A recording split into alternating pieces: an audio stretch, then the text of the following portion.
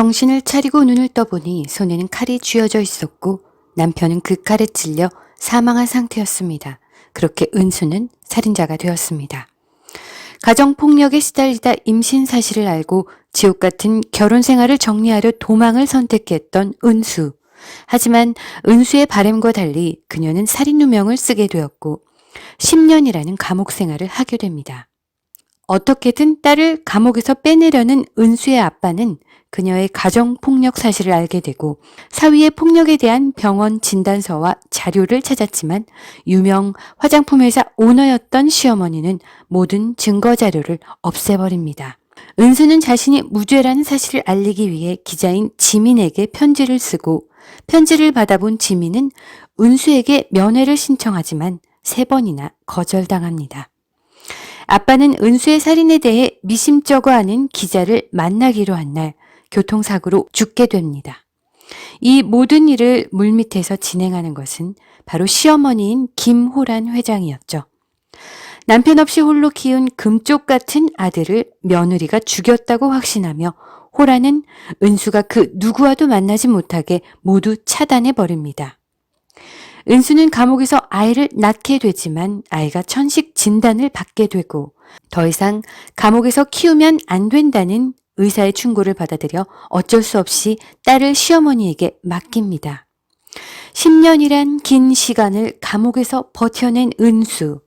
그녀가 감옥 생활을 이어갈 수 있었던 원동력은 바로 딸을 보게 될 그날만을 위해 살아왔는데 출소를 하고 딸을 찾아갔지만 감옥에서 윤비서가 보내줬던 사진 속 딸은 다름 아닌 호란 회장 가사 도우미의 딸이었고 윤비서를 찾아가 딸이 입양되어 살고 있다는 사실을 알게 됩니다. 드디어 딸을 만난 은수.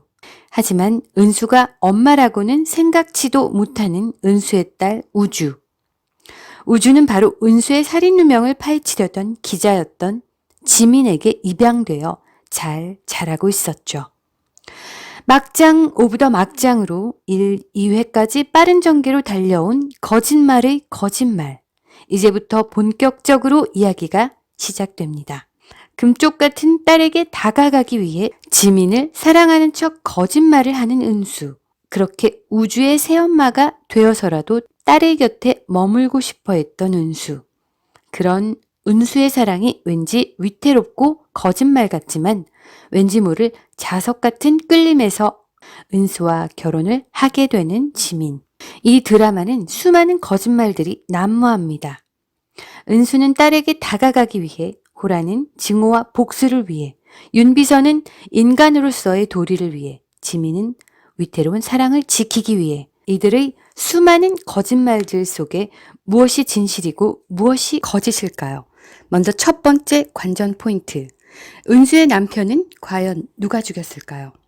갈비뼈가 금이 갈 정도의 힘으로 조금의 저항도 없이 몇 차례 걸쳐 찔린 그녀의 남편. 외부 침입 흔적도 없는 상태.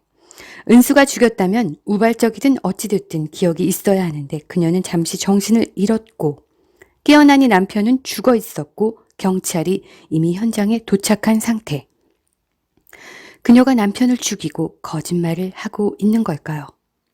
두 번째 관전 포인트. 은수의 딸은 윤비서의 거짓말로 죽지 않고 살 수 있었죠. 지민에게 입양되어 잘 자라고 있었던 우주를 과연 김호란 회장이 모르고 있었을까요? 모르고 있었다 치더라도 나중에는 그 사실을 알게 될 텐데 어떻게든 멀리 보내버리려고 인정하고 싶지 않았던 손녀딸의 존재를 알게 된다면 과연 우주를 그냥 살려둘까요?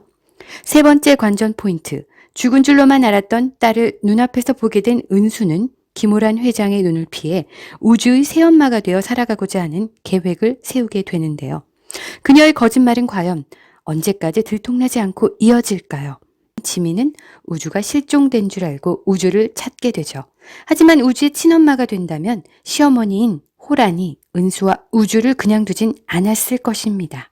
그래서 그녀는 친엄마라는 사실을 감춘 채 새엄마로 살아가려고 하는 것은 아닐까요? 지금까지 쿠쿠 라디오였습니다.